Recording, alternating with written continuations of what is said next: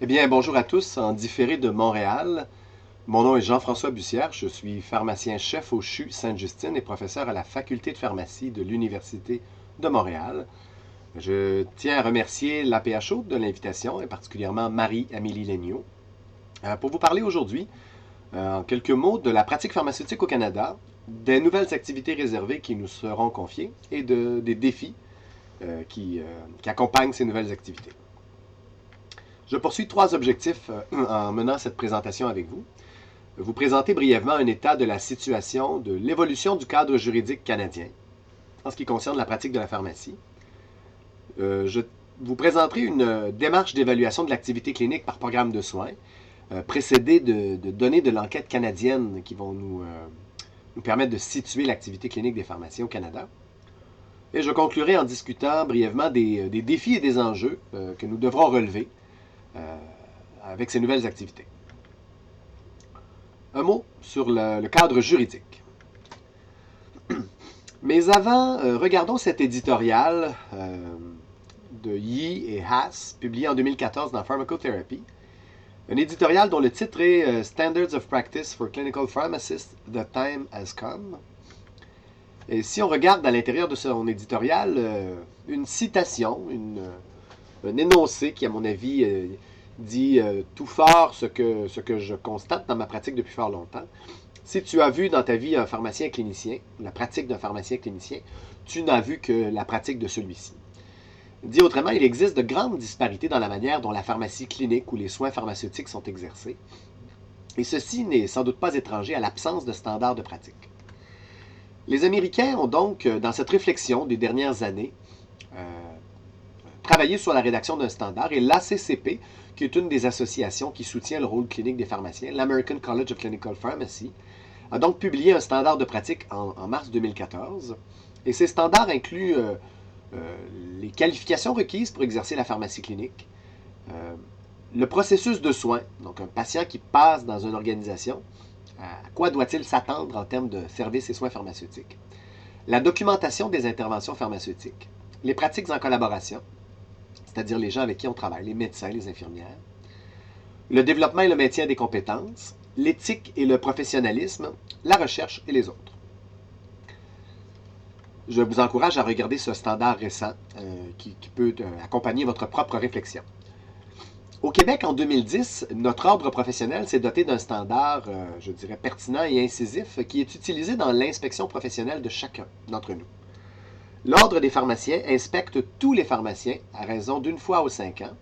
Et ce standard, dans la plateforme lorsqu'on doit se préparer à l'inspection, ce standard est utilisé pour permettre aux pharmaciens de déclarer sur honneur s'il fait tout le temps, parfois, jamais. Donc, quel est son niveau d'atteinte pour chacun des éléments du standard de pratique? Cette démarche s'accompagne du dépôt de plans de soins pharmaceutiques, de plans de soins de prise en charge de patients, et dans certains cas d'une visite de terrain permettant de vérifier la cohérence, la véracité, l'application de tout ça. Alors, un deuxième standard dont vous avez encore une fois l'adresse, l'hyperlien, qui peut accompagner votre réflexion sur les standards de pratique encadrant notamment l'exercice en soins. Trois dimensions dans le standard québécois.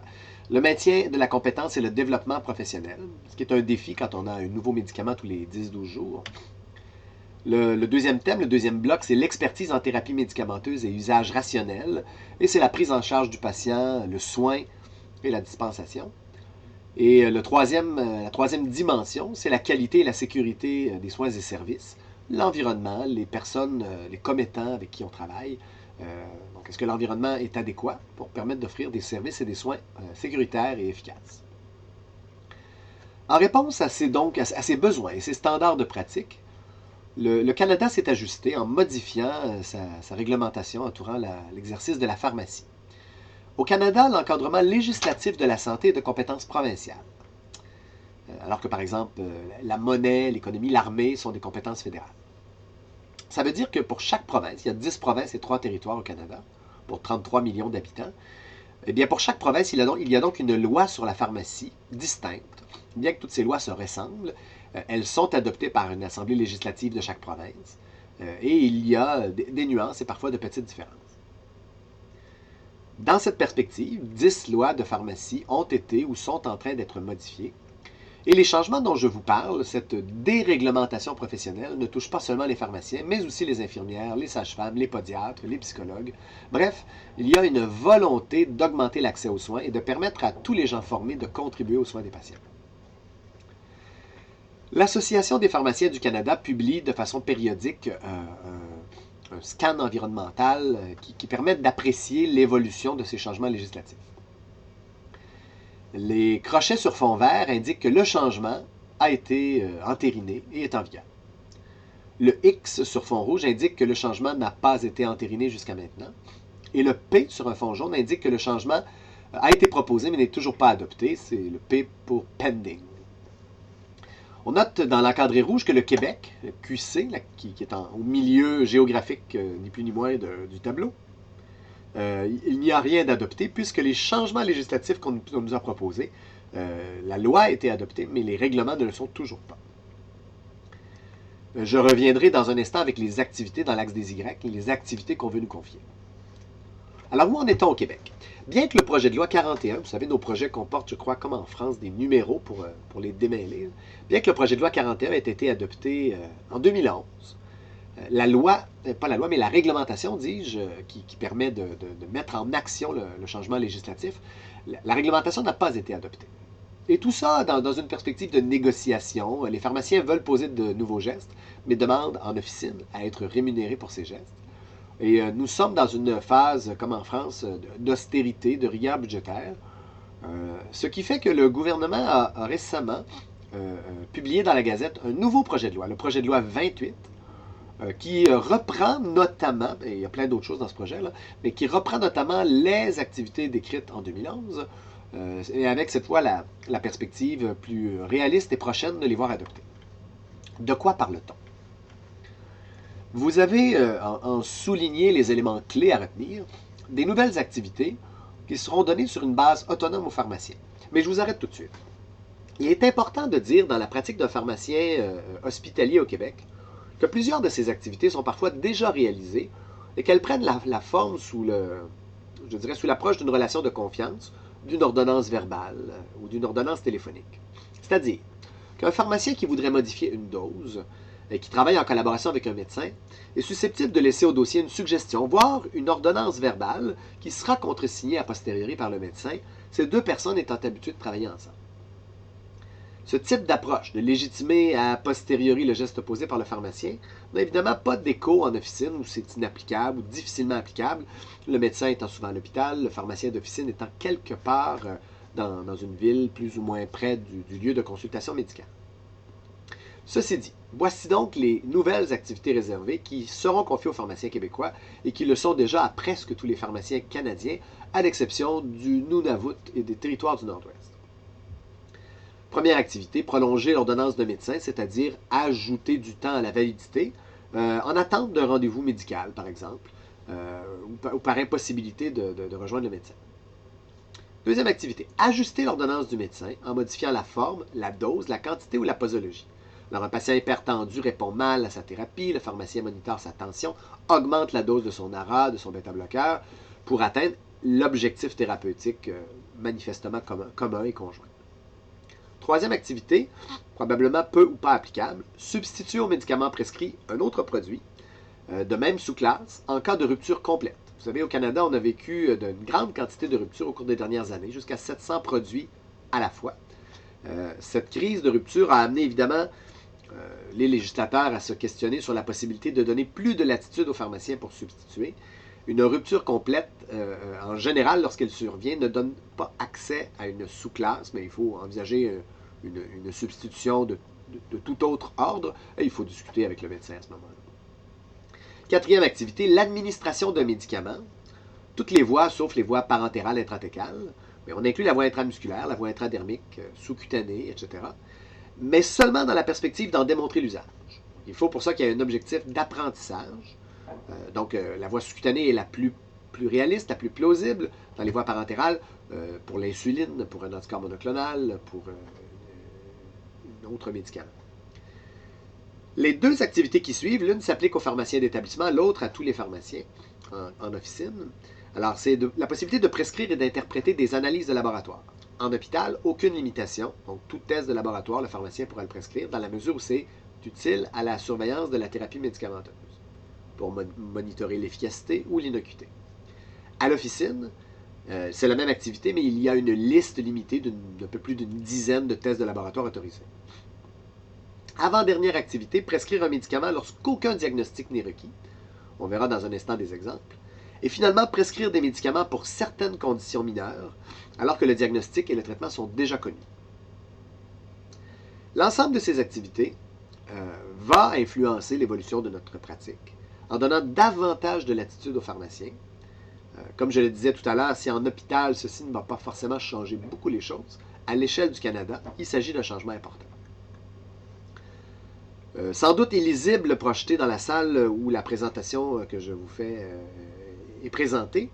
Je vous invite, puisque vous aurez accès en hyperlien à la présentation YouTube que je vous fais. Là. Donc, vous pourrez consulter avec attention les 2 prochaines diapos qui vous donnent une illustration précise de l'encadrement juridique donné aux pharmaciens pour chacune de ces activités.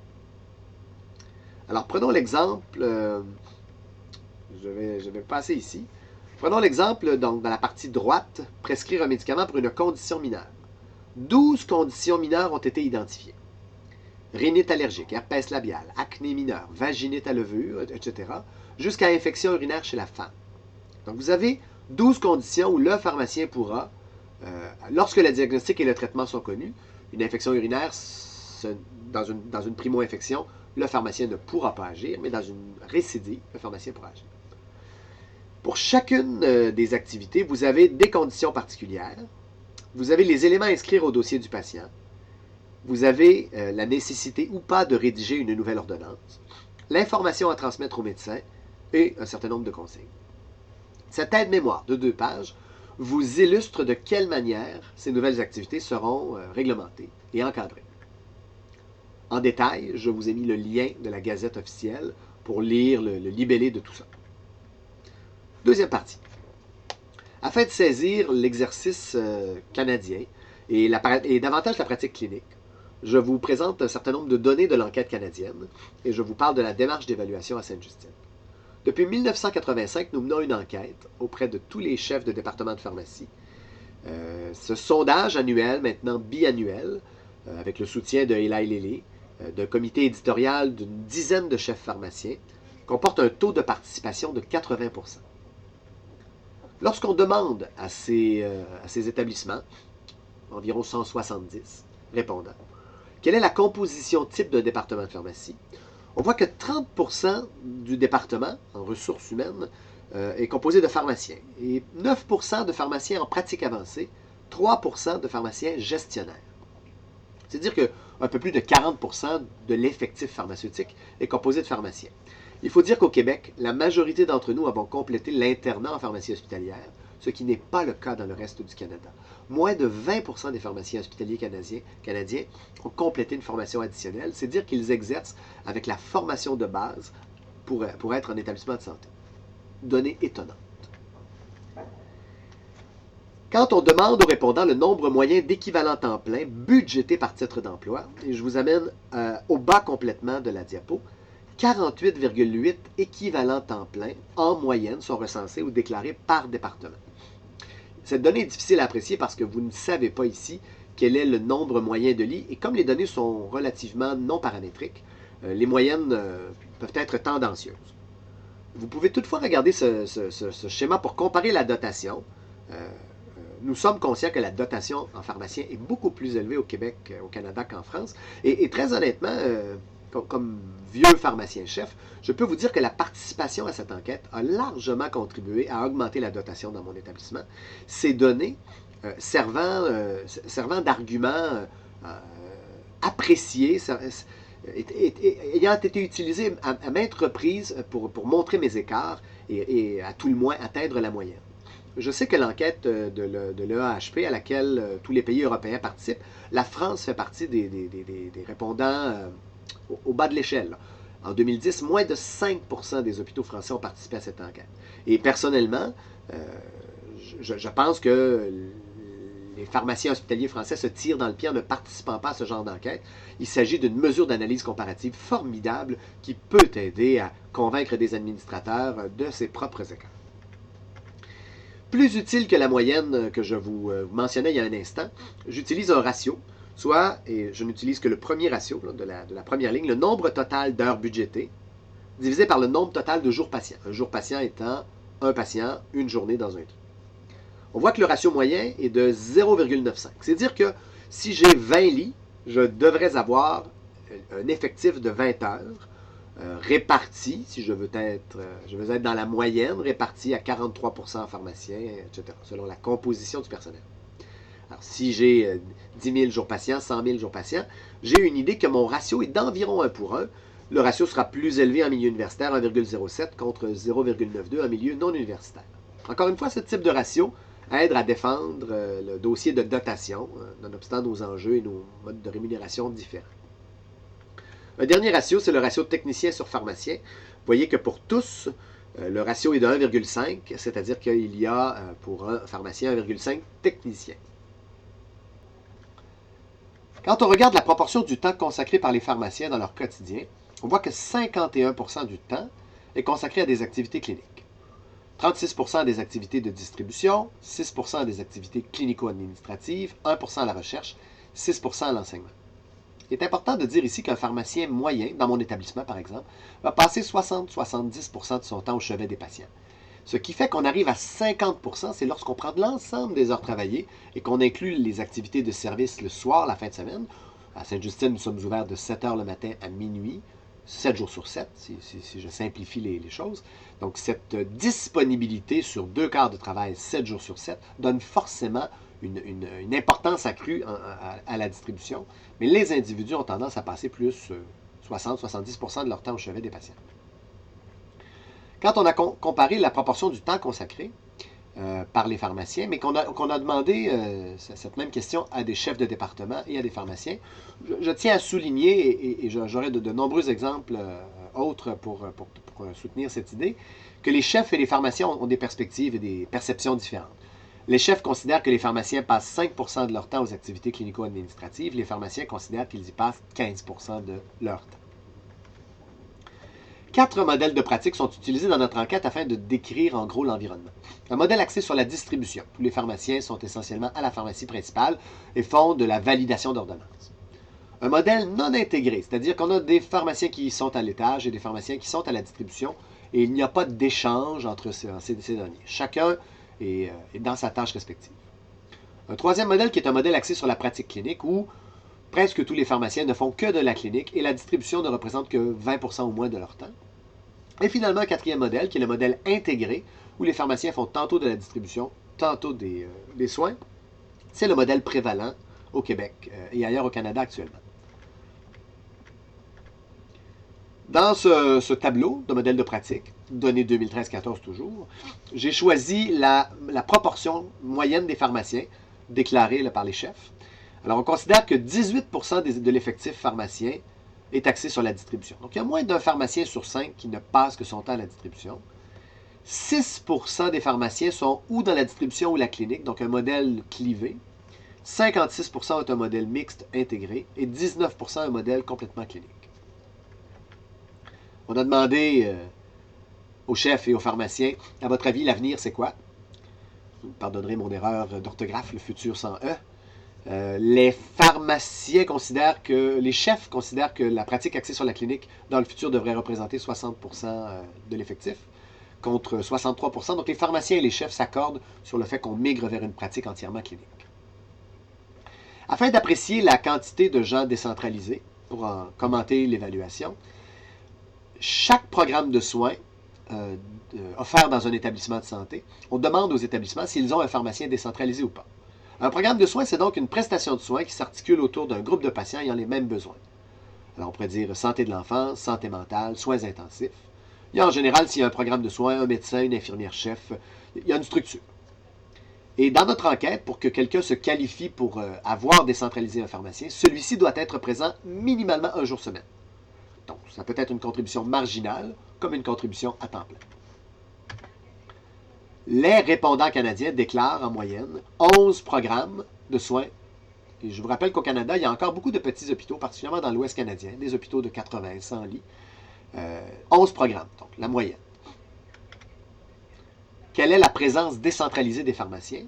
On retrouve des pharmaciens en ambulatoire, donc des cliniques externes, dans une moyenne de 2,7, arrondissons, à 3 programmes. Donc, il y a en moyenne 3 programmes de soins par hôpital canadien, pour lesquels il y a un pharmacien décentralisé.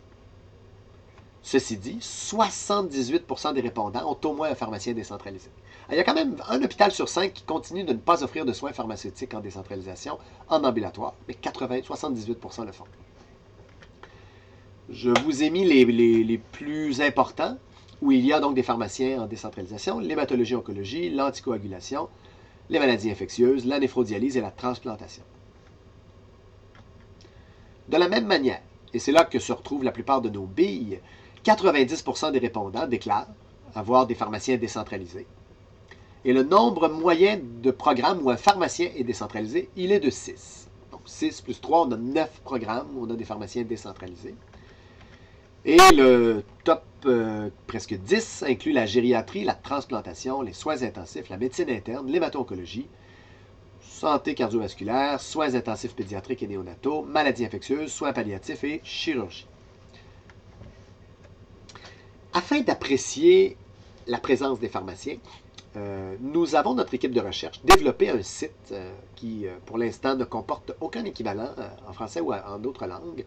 Ce site s'appelle Impact Pharmacie. Ce site recense la majorité des articles publiés ayant décrit le rôle ou les retombées du pharmacien depuis 1990 pour plus de 70 thèmes. Je vous encourage à consulter ce site et je vous encourage à vous abonner gratuitement à ce blog. Le blog vous permettra de recevoir une fois par semaine un courriel court vous donnant le goût de lire et commentant pour vous brièvement une nouvelle étude publiée sur le rôle du pharmacien. La plateforme est donc internationale en français, bien que certaines pages statiques soient traduites. C'est une méthode reproductible qui comporte plus de 70 thèmes répartis entre affections, des maladies, des programmes de soins et des activités.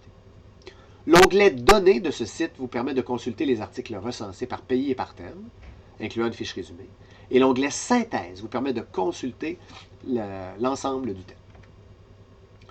Qu'avons-nous fait au CHU Sainte-Justine afin de reconsidérer notre pratique? Alors, le CHU Sainte-Justine, c'est un établissement d'environ 500 lits mère-enfant affilié à l'Université de Montréal. C'est le seul CHU mère-enfant au Québec qui offre donc l'ensemble des programmes de formation en médecine, donc la palette entière de formation médicale. Comme département de pharmacie, nous recevons une quarantaine d'étudiants chaque année, de premier et de deuxième cycle.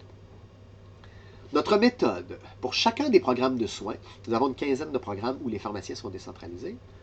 Des 36 pharmaciens présents à Sainte-Justine, la majorité des pharmaciens exercent au chevet des patients au quotidien, hormis les gens en astreinte, à la validation des ordonnances, à la pharmacie principale, à la satellite d'oncologie ou sur les quarts de travail de soir et de fin de semaine. Notre méthode comporte les étapes suivantes.